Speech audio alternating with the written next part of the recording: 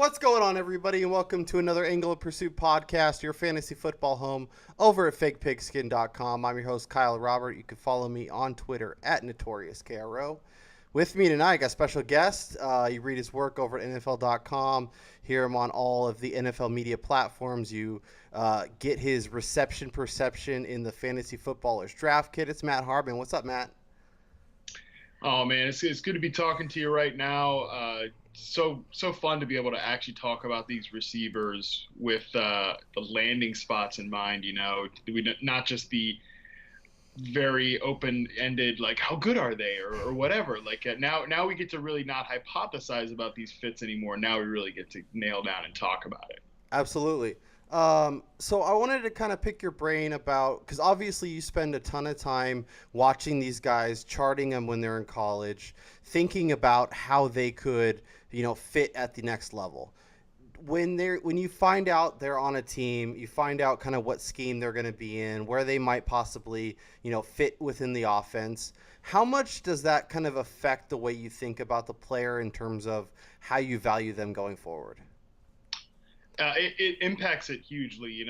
I've been doing reception perception for 4 years now, and the last 4 years, the last 4 NFL seasons, and the last 3 draft classes. So it's funny. I say this all the time. My background, my original life plan was to extend some of the research I did in my undergrad and eventually go on and go get like a PhD in it. And I imagine like presenting research in that fashion, like you'd ideally want, if you're going to create like a methodology for something, you'd probably want to have like 4 years or 5 years worth of data to collect on to really be able to understand what you're charting, like what you're doing with this data. Mm-hmm. Obviously, that doesn't really work with football because our audience doesn't really care unless there's a take involved.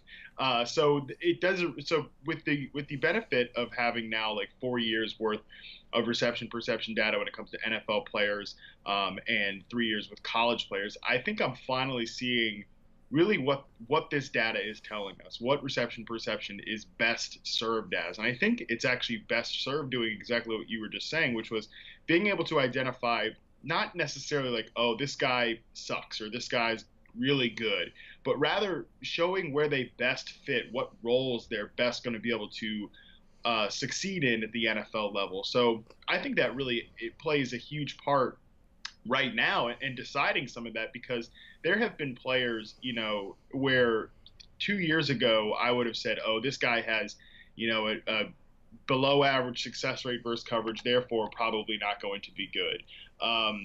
I don't know that I'd necessarily say that anymore at this point in the charting process, because there's been so many examples of, not so many, but there's been a handful of examples. I come back to like Juju Smith-Schuster last year, who wasn't necessarily like an all-star in reception perception, but using some of the data, you could really tell that if he was placed in the right role, as like sort of a big slot receiver, which is exactly what the Steelers did with him, that he'd be able to find success. So I think that's more what I'm trying to do now with reception perception, as opposed to just say like, oh, I think this guy's real good or this guy's real bad.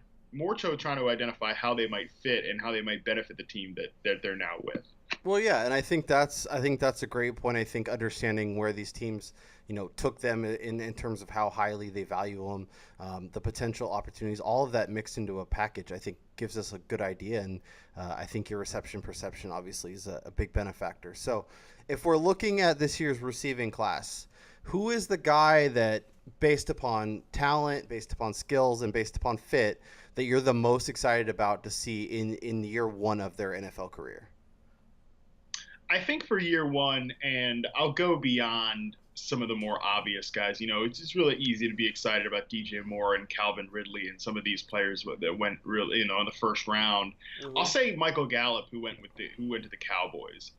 He's somebody that I'm really excited about that landing spot, because I thought there were so few prospects in this year's draft that could really be true X receivers.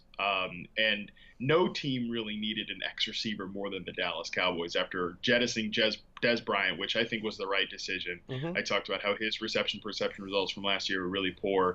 There weren't that many options in the early rounds for X receivers who could contribute right away, but I think they might have found one here, Michael Gallup. And what I like so much about him, is one, I do believe he has like a legit trump card trait, which is he can high point the football in the air and win contested catches. He has an 80% contested catch conversion rate and saw more attempts at converting contested catches than any other receiver I charted for this class. So that's a really strong number in his favor. But I also think he's a solid separator too, pretty good across the route tree. And he kind of reminded me in ways like Michael Crabtree. I tweeted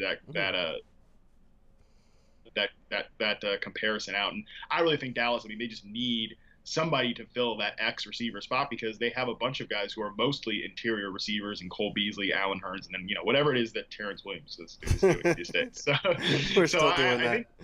Yeah, apparently we're still, well, I don't know if we're still doing that, but Dallas is still doing that. So I from that sense, I really like Michael Gallup's opportunity in year one because there's a lot of targets available there, and I think that he fits well with what they need in the receiver corps right now. Nice. Yeah, he was definitely high on my list. I love the landing spot, obviously. The vacated targets with Dez gone, with Jason Witten gone. And I did have a little pause just because Allen Hurns is there, but it seems like you're pretty comfortable saying, there's a non-zero chance that Michael Gallup, leads this team in targets and, is probably their number one producing fantasy receiver even in year one. I think there's a chance that could be true. I do think Hurns is, I would say, probably the favorite to lead the wide receivers in targets right now. Okay. The strange thing about Hurns is, he's kind of had two different sides of his career, if you will. He at this point has kind of like the last few years has mostly played as a slot receiver, but in his big season in 2015 with Allen Robinson there as the number one, he was kind of that Anquan Bolden type of outside receiver who could make big plays. Bolden at the early point of his career, not Bolden, right. The last few years. So I don't know. Really, I don't know if we know necessarily who Allen Hurns is. And I think we could get one of those two different versions. And the fact that they still have Cole Beasley on the roster makes me think that Hurns could still play outside, in which case I think he would probably garner more targets in that scenario. Yeah, and with Rico Gathers and Dalton Schultz, I'm excited about Schultz's kind of long-term, but neither of those guys are going to be the target monster Jason Witten was. So, I expect a lot more open in use of the middle of the field. So Hurns could be in there. Cole Beasley obviously will work in there. And then, Gallup could feast. Quick question from FF Dynasty 101. Our boy Chris, he said, what is more likely, Michael Gallup is the top rookie wide receiver or Charlie makes an appearance on NFL Network? Probably the Gallup is the top rookie receiver. I would love to get Chuck some airtime, but there's two concerns there. One, I don't know. It's tough enough getting yourself on the network that maybe in like a few years, if we're talking like the next 5 years, then maybe I might say Charlie because fingers crossed I maybe am rising up the ranks a little bit more and I can have the idea of be like, hey, let's bring the dog on for some weird segment.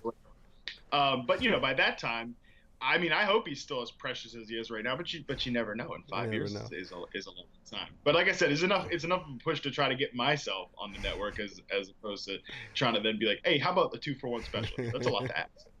Yeah, Charlie's probably going to cost a pretty penny to get him on too. So I was going to say, it's easier for me getting him, to work.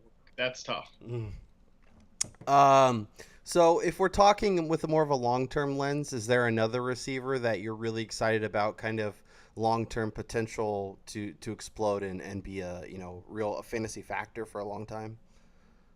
Yeah, I think there's so many guys here that are interesting in terms of that, in that respect. Like, I think this class is far more like there are a lot of these spots I really, really like, but they're just tough for year one for fantasy. I'll say Deshawn Hamilton because obviously Cortland Sutton, I think and this is a little bit more even could be sneaky for year one. In that what I like about the Broncos right now is that they have taken kind of two guys in Courtland Sutton and Deshawn Hamilton that really resemble the guys that are on the roster right now. Especially Courtland Sutton. I compared him to Demaryius Thomas throughout the draft process. I know several other analysts did too. So that made a lot of sense when they went for him in the second round. And then the fourth round, they come back with Deshawn Hamilton. And what I think is interesting about Hamilton is, yeah, he definitely is the type of route runner that can still win in the contested game like Emmanuel Sanders. So, the fact that he could maybe take Sanders' spot in a year from now, or, Sutton takes Thomas's spot, I think that's going to be a popular idea out there. But what I like about Hamilton, in addition to the fact that he might replace one of these veterans, is I think he has a better shot to coexist right now with one of these guys. I know that Sutton, it will be the idea is that he will be the two wide receiver. He'll be the number 2 wide receiver in 3 wide receiver sets, and Emmanuel Sanders will move inside to the slot. We haven't really seen Sanders do too much of that in Denver. He was more of that guy when he was with the Steelers. And obviously the Patriots pursued him then too, and the Patriots, we know, always try to put everybody as a slot receiver. So I think that what's interesting though is if they leave Sanders on the outside and Thomas on the outside, that Hamilton actually, who was like almost exclusively a slot receiver at Penn State this last season, he's somebody that I think is he someone who could succeed in year one ahead of Courtland Sutton, because I think Sutton has a longer learning curve in order just to get up to speed as a route runner. Obviously, the more high ceiling player of the two, but I really like Hamilton to get going maybe, again, potentially earlier, because he's such a great detailed route runner. I mean, he was an awesome performer in reception perception and someone that I'm really, really excited about. So he's somebody that I'm like, I mean, even if it doesn't happen this year, I'm definitely going to be looking at him as kind of like a long-term slot receiver. And we saw Case Keenum have a lot of success with a flanker in Stephon Diggs and a big slot receiver last year with Adam Thielen. Yeah, I love that call. I have some reservations on Sutton. Obviously, the ceiling is definitely there, but the floor is there too, and it's a low floor. And I have concerns, kind of, some of the inconsistencies in his tape and some of the questionable effort, I guess. So I like the Deshawn Hamilton call. I like the idea of Sanders being on the outside with Hamilton kind of running the slot, because I could definitely see that. He like you said, he lived there at Penn State. Trace McSorley found him quite often. So I think that's a great call, and a guy that, if you're still doing rookie drafts, that you can get later and potentially have an impact player in year one.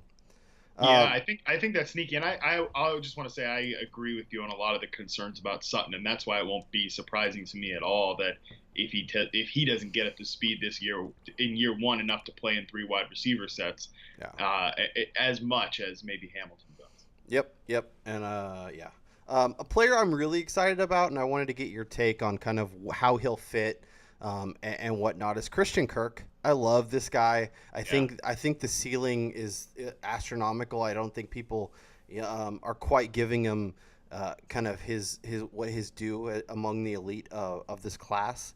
I guess kind of in year one with Larry Fitzgerald there, a guy who lives in the slot, who feasts in the slot. Kirk, ran most of his routes in the slot at Texas A&M. Do you think there's a way for these guys to coexist this year in Arizona and over maybe the next year or two, as long as Fitzgerald is there? Yeah, I think it's fascinating to discuss the fit between him and Fitzgerald, because like you mentioned, Kirk was almost exclusively a slot receiver. Now, I know that Steve Wilks, I would think he was quoted either just somewhat recently saying, like, he expects this guy to be one of the best 11 players on their offense. He expects him to get out there right away, play inside and outside. And I actually met and interviewed Cristian Kirk at the network a couple of months ago, or I guess this was like mid-March or whatever. Nice. And he said to me there, he's like, I want to play outside, number ones play outside, all that. He's like, I was used mostly in the slot, but I want to try to play outside. And I'll tell you what, like, after interviewing him, I was just so impressed with how professional he was. And I know other people have said this too. It's very apparent how much he cares and how much he wants to be great. And so I think he's going to be such a great fit with Larry Fitzgerald there. And I mean, somebody like, sometimes you meet somebody, you're like, man, I just don't want to bet against this guy. Yeah. Like, you can tell he really wants it. But looking at his reception perception too, what I think is so great about him is that he is a very, very cerebral player. I've talked to him about how he has one of the best success. I think 96th percentile success rate versus zone coverage in this class. It's the second best score this side of Calvin Ridley. And I asked him about that. I said, what goes into, being able to diagnose zone coverage and what goes into being such a player against zones in the middle of the field like that? And his response was just preparation. Again, it comes back to that. He's like, you got to not only master what your own assignment is. You got to master the entire offense. You got to master what your quarterback wants, which, by the way, he played with multiple quarterbacks this past year. Yeah. And we can use the term quarterback loosely with A&M. Yeah, right. Hey, we could use the term quarterback loosely with a lot of receivers in this draft class. Yeah, really can. And so Kirk was talking about that, and also it's just mastering every single defense you're going to go up against, and so that constant tape study, that constant preparation. So I think he will get on the field right away. I mean, there's not a lot standing in his way to be that number 2 besides Larry Fitzgerald there, and I think they could get creative with how they use Fitzgerald and Kirk, because both of these guys are probably best off in the slot right now at this point of their respective careers. Maybe they use Fitz as a 50% slot guy and Kirk as a 50% slot guy, but in terms of how often they line up, but more of their targets come from there. Yeah, no, I have visions of him playing outside. I think when he reaches his pinnacle, he has elite ability. He can play on the outside, and I love that. You're talking about how cerebral he is. Like pairing him with Josh Rosen, I think those two guys could, flourish together and really understand where the other one wants them to be and have a good understanding of the offense. And in Dynasty, these two guys are pieces that I'm trying to get as many places as I can. Yeah, it's an exciting duo, and apparently they're a long time, somewhat confidants because they've known each other since high school. So it's really interesting. It's funny how that worked out. I love it. Let's talk DJ Moore, because this is a guy in terms of talent you could arguably say is the best receiver in this class. Obviously, the Panthers took him as the top overall receiver, so they believe that. I guess, how do you see him fitting in Carolina with Cam, and then kind of, we'll talk the running backs here in a little bit because they did bring in C.J. Anderson to go with McCaffrey. So I guess talk to me about DJ Moore, and then we'll talk about how the Panthers you think they'll utilize him. Yeah, I had a more extensive interview actually with DJ Moore too, and I wrote a piece for NFL.com, so you can find that at NFL.com/Harmon. Just the receivers, talking to him, especially I got to interview him about his game and everything like that. And one thing I think I took away from studying him for reception perception was I think he's really going to help. I said, before the draft, any quarterback. Obviously, now we're talking Cam Newton, and this is a quarterback that really needs this. Is a receiver who's going to be able to create layup throws. I think the Panthers have, Dave Gettleman's gotten a lot of heat recently because of the way from the fantasy world, because of the way he handled the running back taking the second overall, Saquon Barkley, positional value, all that sort of stuff. I would just like to say that I was annoyed with Dave Gettleman before it was cool to be annoyed with Dave Gettleman. Ever the hipster, Matt Harmon. Right, exactly. I'm trying to get away from the hipster bit, and here I am doing the hipster thing. What annoyed me about Gettleman as the GM for the Panthers was that I always felt like he could identify issues well, but then I thought he over corrected and did it on those issues. And I think that you could look at it with the fact that whenever he would double dip at positions so often, whether it was two cornerbacks when they took the guy they just traded for Torrey Smith and James Bradbury, his first draft, they took Star Lotulelei, they took K1 Short, and it's always I guess you can see the idea for that because it increases your hit rate or whatever, because you're going to at least get one guy. But then the problem is then other areas of your roster really deteriorate, and then you're just left chasing and overcorrecting later on down the line. And the one area that was so annoying with the offense was at the receiver position. I feel like they looked at Cam misses high, and he's streaky with his accuracy. Let's just get these big receivers. Well, the problem is those receivers were not good separators. So these slow, long developing routes with receivers that don't separate really well really created a lot of high degree of difficulty completions for Cam Newton, which I think, in addition to his, come and go accuracy, is that's why he's always been such a low completion percentage passer.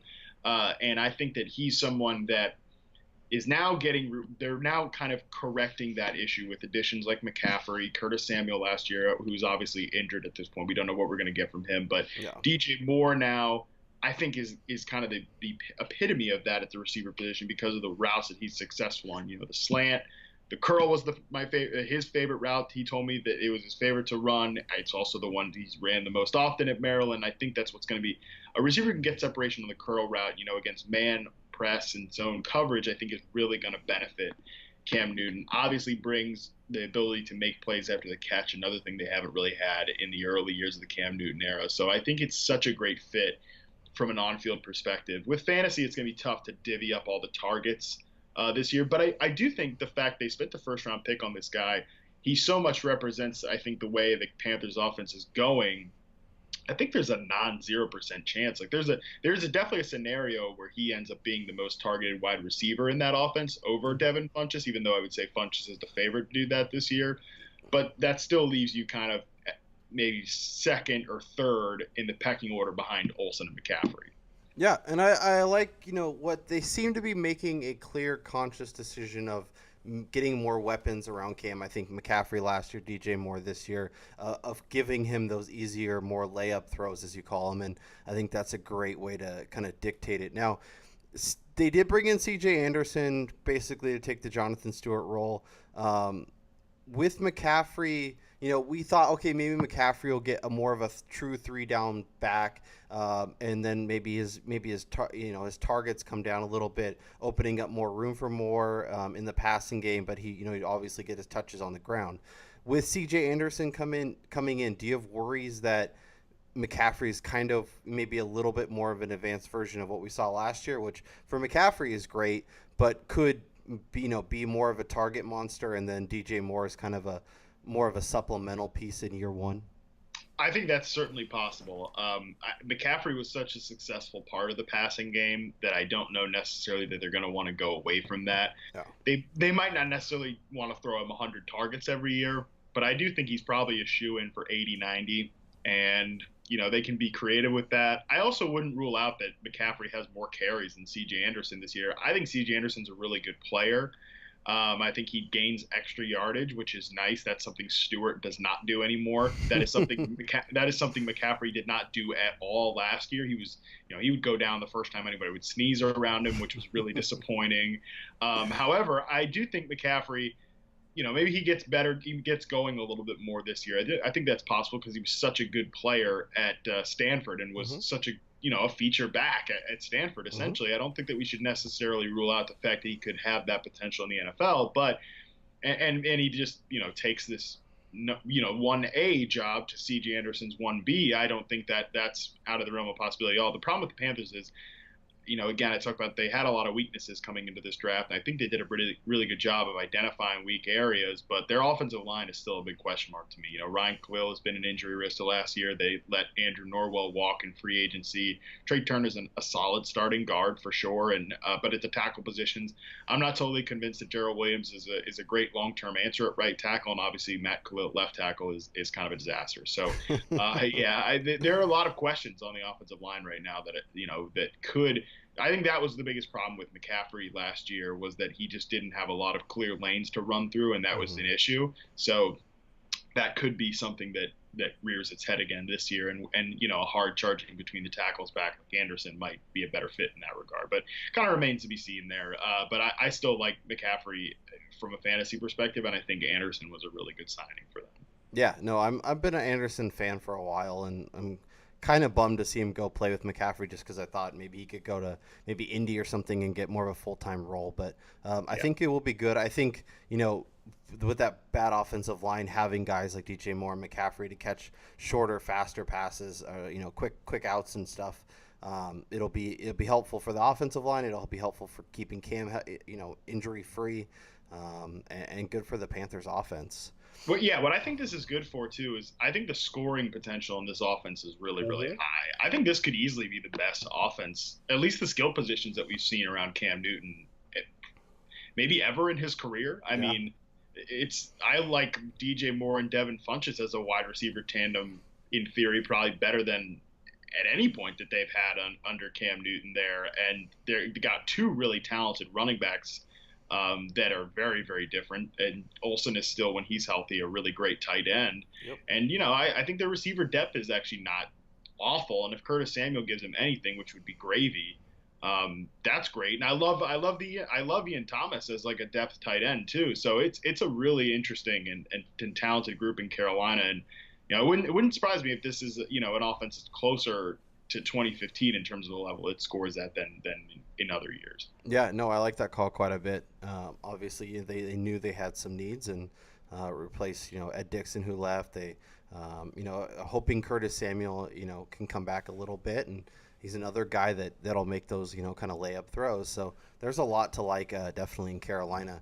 Another team there's a lot to like is Chicago Bears. Obviously, you got your boy Allen Robinson. They got Trey Burton, and they got my guy Anthony Miller. I was a big Anthony Miller fan coming out of Memphis. It seemed like a lot of the draft community wasn't as on board as I was. And the Bears were apparently on my side or reading my Twitter feed or something, because they took him in the second round. I guess just talk to me, with Allen Robinson on one side, Anthony Miller, on the other. How do you see this Bears offense kind of shaping up? Obviously, they brought in Matt Nagy, which everyone's going crazy and getting Tariq Cohen shares everywhere. But where do you see this Bears offense going with your boy Robinto? Traded up to get Anthony Miller too, yeah. And look, I'm on your side with the Miller situation as the fire trucks go by here near my apartment. So that must mean a hot take is about to come out here. But listen, I love Anthony Miller, and I think this is such a great landing spot for him. Look, obviously, again, they got aggressive and traded up for him, and I think that means they have a plan for him. And I think he's somebody that can contribute right away. If you look at their wide receiver core, obviously Allen Robinson is the number one. I think they're going to make really great use of him. And I think that Anthony Miller is a great fit as the flanker on outside sets and two wide receiver looks, but also I think he can be a great slot receiver, not just your typical like slants, short to intermediate completions. But what I liked about him in reception perception was some of his best routes were his success rates on the post, the 9, the corner, some of those more vertical patterns, and he could win in contested spaces. That's why he was such a great red zone receiver in college. And I think he reminds me a lot of like a Doug Baldwin type of player. I like that. A slot receiver, but also one who can make big plays and win 50-50 balls. And I think we've seen Baldwin do some of that. He's been a great deep threat receiver, statistically alongside Russell Wilson since he started breaking out there. So, I'm like everybody else. I love the way the Bears offense is set up on paper this year. I think Matt Nagy really does a great job of scheming open wide receivers, using the middle of the field more to his advantage, as opposed to just being like with Allen Robinson. I wrote this piece for Next Gen Stats a little while ago just about how he just had so many low percentage, high degree of difficulty targets there in Jacksonville. And I think that Matt Nagy is going to be a guy who kind of reverses course on that. And I think Miller can be a big part of that. So he's definitely somebody that could be a big impact player in year one, alongside all these other additions in Chicago. Yeah, and I like the fact that he scored well on the post, on the 9, because when you watch him on tape, even though he's a smaller receiver, he plays big. He goes and gets the ball. He's good at shielding defenders to make sure he gets the catch. Like, he's kind of on that like Emmanuel Sanders to Antonio Brown kind of spectrum, I guess. I love the Doug Baldwin comp. I think that makes a ton of sense. And, if he can evolve with Trubisky over the next couple seasons, he could absolutely be Doug Baldwin in 2, 3, 4 years, whatever happens to be. Let's keep moving. Let's talk about some more guys. There's one guy I want to make sure we get in, and that's James Washington, who I was a big fan of coming out of Oklahoma State. He went to Pittsburgh, which – obviously moving Martavis Bryant makes things a little bit easier, but with Antonio Brown there, with Juju there, with, Levy and Bell still there, what are your thoughts on how soon he could be an impact player for fantasy? Yeah, for fantasy, it'll probably be streaky production, but I think he can be an impact player in year one simply because and I was a big Washington fan too. I think he had two trump card traits. He can win deep and he can win in tight spaces. And look, there are some receivers last year like Marvin Jones. That's all he did: win Mm-hmm. vertically and win contested catches. And I think that James Washington could be a player very similar to that. And obviously, they just kind of let go of their deep threat in Martavis Bryant there, and I think it's a great move. Basically get a soon-to-be cheaper version of him Mm-hmm. because Martavis in the last year of his deal in James Washington, and obviously he's different size speed-wise, but really effective deep threat and contested catch receiver. So love the fit there in Pittsburgh. I don't think he's going to jump Juju or anything like that, but I definitely think that those two guys will kind of eat into each other's targets, maybe a little more than people expect. Juju was a guy who succeeded on really, really low volume last year because he was super efficient. I don't Mm-hmm. know if that's necessarily going to happen statistically 2 years in a row. And I think Washington is definitely going to command some looks there because, again, he brings something that Juju doesn't, which, Juju is more of that, again, that big slot receiver, the big possession receiver that succeeds over the middle of the field, whereas Washington is much more that perimeter receiver who wins in tight coverage. So, maybe not a big impact player in year one statistically or anything like that. He does have a bit of a learning curve coming from Oklahoma State's offense and only playing on one side of the field in college. But I do think he can get on the field because of the way he does win in those two areas that I mentioned. Yeah, no, and I'm hopeful, and I think for like those in best ball leagues, I think James Washington will make a great target, a guy that could have those big weeks that it wins down the field, and maybe has a two touchdown week, and all of a sudden you're looking real good. Um, no, I want to shift our focus. We've obviously been talking about some of our favorite landing spots. Was there anybody that you were really bummed to see where they landed, or kind of just wondering, oh, how are they going to fit, or maybe a little confused with the pick? Not really. It was tough to see any of these guys that I was too bummed about landing Mm, spot wise. I mean, I think the biggest disappointment was the fact that Equanimeous St. Brown fell so far. yeah. But I think that there's a lot of reasons for why that happened. We could talk about that more later. But honestly, there wasn't one that really bummed me out. I know some people. I'll just talk about Calvin Ridley real quick Yep, because that's what I want to talk about. I know some people are bummed about his landing spot, and I get it. He's probably not going to walk into a high target role in year one, but I think this is perfect for what he does well. Like, I would have been I know it would have been a big target win for him to go to a place like Dallas, but I don't know that I would have liked him as much as a number one receiver in Dallas because, again, I don't think is that true X receiver. I think he's more of a hybrid slot flanker type of player that can win off the line of scrimmage, not necessarily running into top press coverage all the time, and seeing himself have to win a lot of contested catches and 50-50 balls. I don't think that's his strength at all. I think the Falcons, Steve Sarkisian asterisks needed here, but I think they could use him in a way like that the Vikings use Stephon Diggs as that guy that operates off the line of scrimmage, doesn't have to run into as much press coverage. And I think that could be a big win for Calvin Ridley. So I know that's one that people are kind of down on that landing spot, but that was one that I pegged even before it happened that he would match well with the Falcons. And I think he's actually going to benefit long term. Again, Mohamed Sanu is there year one, but I don't think it's Hmm. out of the question that he out targets Sanu this year just because he brings so much more separation and explosiveness than Sanu does. Yeah, and I could see him replacing Sanu long term. And Sanu's been a guy that hasn't been like a superstar for fantasy, but been really reliable and been a good option. So yeah, in the first maybe year or two, he can be a useful option, and then maybe he can develop. But yeah, I'm with you. He's more of a two, great option next across from Julio.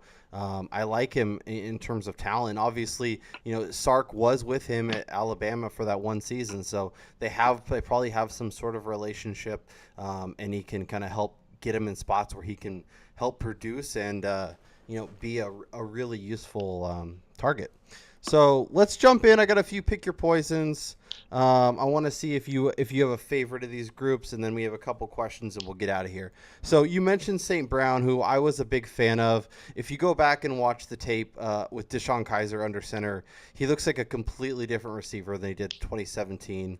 The Packers brought in him, Jamon Moore, and Marquez Valdez-Scantling. Obviously, they got rid of Jordy. Randall Cobb's kind of at the end. Davante Adams is the true number one now. Do you have, do you think any of these guys can be step up and kind of take over in that receiving core? And if you do, who's your favorite to kind of do that? Yeah, St. Brown would have been the pre-draft guy that I would have said pretty easily, because I think even if you when I charted all of his routes from just this past season in 2017, I thought he still created really good separation and looked like a Tyrell Williams type of player. And I think that, obviously there's a universe where that still exists, but the fact that he's the third drafted of these guys, the fact there's a lot of rumors about, some things with him in terms of just personality wise and all that sort of stuff. And maybe he won't mesh all that well with, because he doesn't want to stretch or play special teams, which, by the way, buddy, if you're going to have to do that to make the roster. Both those things. Both those things. So there's some concerns there, and I understand with that and the fact that he saw a drop off this past year in terms of his production, why he fell so far. I think that's the big reason behind it. But I don't really want to bet on any of these guys, in terms of I wasn't all that familiar with Jamon Moore or the other guy, Valdez-Scantling, before the draft. And, I want to monitor this camp battle, because Geronimo Allison, who's another former day 3 pick himself, is the only other established guy there beyond Randall Cobb and Davante Adams. But I think this is worth monitoring, and I probably don't really want to handicap anybody here before we get to the offseason. Yeah. St. Brown would be my bet. I'm trying to get him, in rookie drafts. But yeah, it was definitely if you would have told me that St. Brown would end up on the Packers, I would have been doing backflips pre-draft. Yeah, right. Realizing that he was in the 6th round and as the third receiver off the board, that's not great. In Indy, but just to say too, though, there's a chance, just because he was the third receiver drafted, none of these guys were a huge high priority pick. Mm-hmm. And I think once you're into the third day of the draft, anything kind of goes. So there's a chance, but not a I would not be betting on it is my point. I know some people will want to bet on the talent and all that. That's not I'm not about that life. So we'll see. Yeah, I mean, Aaron Rodgers is there, which I love. Anytime you can pair somebody with Aaron Rodgers, you got to. But I'm with you. It's definitely, when a team takes in the 6th, they're telling you kind of how they value them. In Indianapolis, Darius Fountain, Deion Kane, these are both interesting names that dynasty owners are kind of getting behind. Do you see anything in either that they could, would be more compelling to you? Fountain is interesting because he's a good athlete, and I know he's impressed some in the offseason circuit. He's someone I would keep an eye on, and I think more dynasty owners, because Deion Kane is kind of a bigger name who played for Clemson and all that. Mm-hmm. Clemson wide receivers, am I right? Yep. But I would keep an eye on Fountain just because there's so much opportunity available in this wide receiver core. And, in the hypothetical scenario that Andrew Luck actually plays for them, he could be interesting. One day he'll pick up a football. One day. Auden Tate, who went to the Bengals. Marcel Aitman, who went to the Raiders. Alan Lazard in Jacksonville. And Simi Cobbs in Washington. Were you a fan of any of these guys coming in, pre-draft?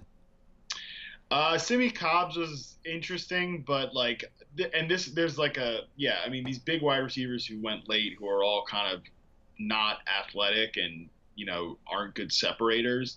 It looks like the NFL is too. I'm kind of over this archetype of players. I've long been, with reception perception, much more fan of guys who can actually separate and not have to win 50-50 balls and these low percentage targets that I keep harping on this show. So, yeah, I wasn't a huge fan of any of these guys. And I think in terms of opportunity, Washington and Simi Cobbs is kind of interesting. But I think their top 3 is pretty much set in stone. Auden Tate has a long way to go, and honestly, I think all these receiver cores are so stocked up that it wouldn't necessarily surprise me to see any of these guys be on different rosters, this time next year. Yeah, I'm kind of with you. I do like Simi Cobbs. I was a fan of his. He obviously put on some impressive work against Ohio State, which had some good corners, and obviously Denzel Ward, who went fourth overall. So, and I want to be a Josh Doxson fan, but there is reason for pause. So if Cobb's can kind of take over that role, within the next season or two, I wouldn't be. I would say I would be shocked.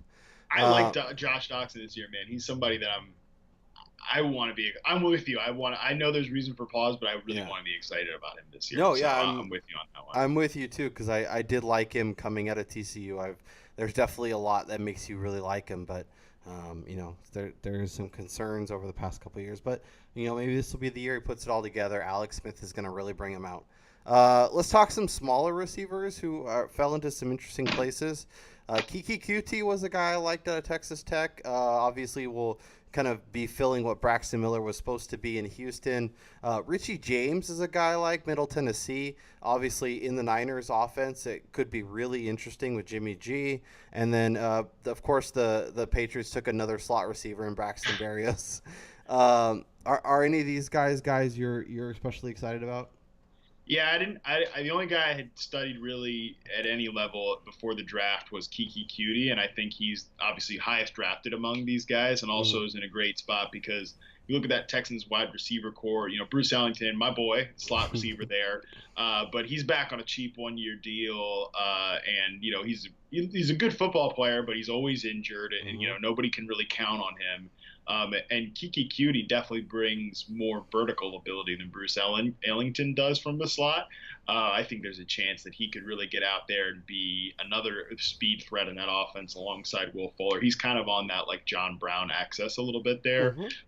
So there's no doubt that would fit really well with Deshaun Watson, who has no qualms about throwing it down the field. So he's definitely a sleeper to watch out for. No, yeah, I like that call quite a bit. Richie James is another guy I really like.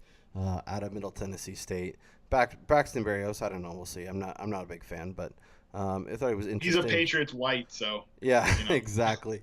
Everyone's all in on this class, and rightly so. I mean, we talked about a lot of these guys we're big fans of. How does last year's Corey Davis, Mike Williams, your boy Chris Godwin, kind of how do they fold into this class? And it's really easy. Dynasty owners are so easy to move on and not be as excited about a guy 1 year later and this is the new thing. But I think those guys all have a ton of talent and a ton of upside still. How kind of where would they sit if they were in this class for you? I think Corey Davis, I didn't rank either one of these classes necessarily. I think I did kind of like a top 5 offhand from last year's class, and I don't even really remember that at this point. But like I always say, nobody's paying for these rankings, nobody's getting these rankings. So I think with this class, though, Corey Davis would probably be the clear number 1 among these two groups if you measure them together. I still think he had the best film last year. I think his reception perception showed that he's a big wide receiver, but one that could separate. I think I think he probably would have been the first receiver off the board this year, probably without too much of a fight. The next two guys, John Ross and Mike Williams, I think those guys would have probably fit in behind players like Ridley and Moore. I think they were overdrafted last year, obviously. Like, I liked them last year, but I was not expecting them to go as high as they did. And then with Chris Godwin, he was underdrafted to me last year, so he would, and I liked him better than Mike Williams last year. So to me, I think he would be somebody that I would have thought was right around there with that like Cortland Sutton group this year, and honestly, I think I like Godwin better as a prospect than I like Sutton. So that just goes to show you how high I was on Godwin. Was a guy like that I would have taken like the late. The top of the second round type of player last year who went later than that. And I think he's better than a lot of receivers that went in this class. Yeah, I'm really excited to see how he kind of breaks out in year 2. I think there's a lot of potential with him for sure. A couple questions from our listeners. At the Zoo by Myself asks, you could put one on your dynasty roster, you put one on your redraft roster, and then you leave the third guy on the waiver wire. Michael Gallup, Anthony Miller, and DJ Chark. Yeah, that's a fun Twitter name, the Zoo by Myself. I would go Gallup redraft, Miller dynasty, and Chark leave on the wire. We haven't really talked about Chark at all, but I think it's a good real life pick for Jacksonville because he brings a tactical value of a deep threat and can be some interesting on play action passes and stuff like that. But I don't think there's anything there for fantasy this year or really long term because there's so much room. There's so many bodies on that wide receiver group. Yeah, Chark's definitely a name. I mean, obviously the second round pick, but like you mentioned, these NFL guys aren't drafting for stats. They're drafting to have guys that take the top off the defense and open up things for other positions. They're drafting, for real football needs. So, we see them go in the second round and people can get excited, but there's a reason DJ Chark's going in third and fourth rounds of dynasty rookie drafts. Yeah, I'm probably with you. I might actually take. I'd probably take Miller long term just because I like him and I want him. But I think he could actually have a better year one than Gallup. But those two guys back, real close. One more question from John Walt FB on Twitter, John Walter. Do you have any thoughts on Tre'Quan Smith in New Orleans, and can he push Brandon Coleman out of the way and be a contributor in year one? Yeah, opportunity is there. I think Cam Meredith would probably push Brandon Coleman out of the role that he played last year, just in terms of like that big slot receiver type. I really hope Cam Meredith is healthy because I think he could have outrageous potential in that offense. So he's someone I'm really, really crossing my fingers for. But Saints make a third round investment in Tre'Quan Smith, who was like a big play threat in college. So he could push out, you could push out Ted Ginn into like a year from now because Ted Ginn is older. And I do think that Saints offense, it runs so much through the middle of the field, but they've always had a field stretcher, and maybe they see Tre'Quan Smith as that guy. Yeah, I mean, he's definitely got that skill set and showed that off at UCF. They finally got rid of Kobe Fleener's carcass, so that's good. Oof, R.I.P. Pour one out. Awesome, Matt. This was a ton of fun. Tell everybody where they can get Reception Perception, read all your work, all that good stuff. Yeah, you can find all the rookie profiles at receptionperception.com for all the players we talked about today to really go more in depth about how I see them being successful players at the NFL level. And if that interests you, then you can purchase the Ultimate Draft Kit through the link there at receptionperception.com. There'll be an icon to do it there. And there you'll get all the stuff I'm working on right now, which is evaluations and complete route running data on over 50 NFL players, in addition to these rookie wide receivers, where you'll really be able to see stuff that you can't get anywhere else. How often these guys get open against what type of coverages, where they best fit. And there's a lot of interesting players that, right now I'm kind of going through the obvious top level guys like the Mike Evans, the Josh Gordons, but like the later on there towards the back end of that top 50 is where you might see some real interesting potential value guys for your fantasy league. Yep. So it's obviously, he hits on the rookies, but he hits on guys that are going to help you in redraft too if you're playing. Was there a nugget or two that really stood out to you that as you've been kind of recombing through the data year after year that has really impressed you? You mean like guys this year? Yeah, and you've obviously done Stephon Diggs a handful of times. Has he done anything from year one to now that oh wow, he's really improved in this area, or just a little nugget that you weren't expecting to see? Yeah, what's been so interesting to me with a lot of these guys is how stable some of the data is. Like with Michael Crabtree, pretty much since 2014, he's kind of been the same guy in terms of his success rates. The higher end players like Antonio Brown, DeAndre Hopkins scored very, very similarly year over year. Keenan Allen as well. One guy that I do, you talk about year to year improvement, is Davante Adams.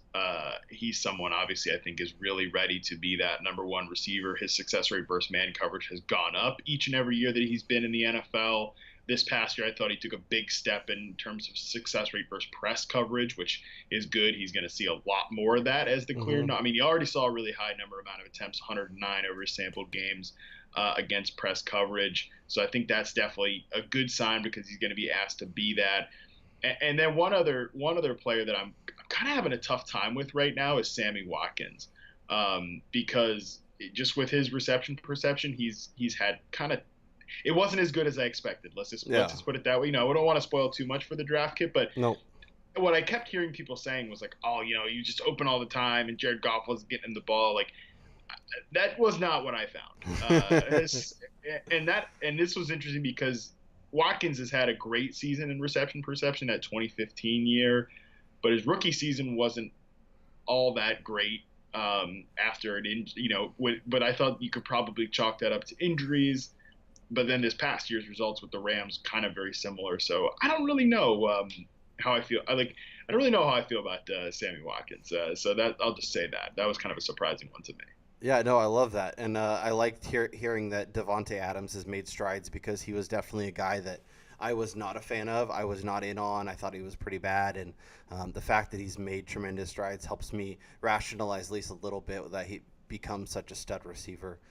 Oh well, yeah. The thing, you're not wrong. He was bad. I mean, like that. His rookie year wasn't great. And then but again, what I think reception perception really shows is like, okay, what is this guy ready to be asked to do? Like, Yeah. and I think with Adams, you could plot that out. Like his rookie year showed he was not ready to make that leap to being a number one outside receiver, which was essentially what he was asked to do that year that Jordy Nelson went down and people kind of went gaga over him Hmm. in fantasy. And then the next year, obviously, he kind of goes. He's a starter in 11 personnel there in Green Bay, but he was very highly successful. They just asked him to run a handful of routes. He's very highly successful at those, and kind of build that confidence back up. But his success rate versus man and press coverage were still below the average. Then this past year, as he kind of is relied upon more and more is put on his plate, he excels in that. So it's been just a steady progression for him.